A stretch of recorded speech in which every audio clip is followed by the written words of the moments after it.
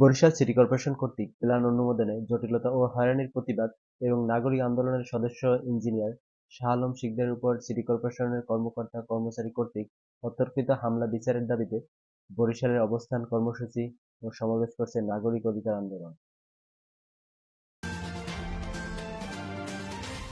সামাজিক যোগাযোগ মাধ্যমে ফেসবুকে বিদায় বাংলাদেশ পোস্ট করে আত্মগোপনে থাকা স্বেচ্ছাসেবক লীগ নেতাকে গ্রেফতার করছে অষ্টগ্রাম থানা পুলিশ।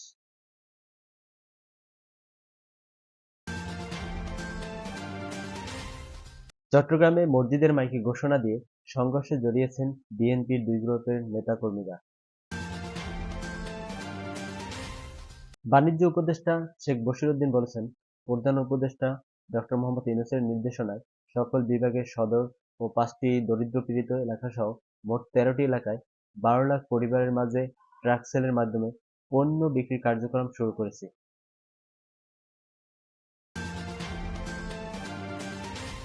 নরসিংদীর শিবপুরে এক আওয়ামী লীগ নেতাকে ছাড়িয়ে নিতে ব্যর্থ হয়ে থানায় ঢুকে কর্তব্যরত পুলিশ সদস্যকে মারধর করছে স্বেচ্ছাসেবক দলের নেতা আবিদ হোসেন জজ মিয়া।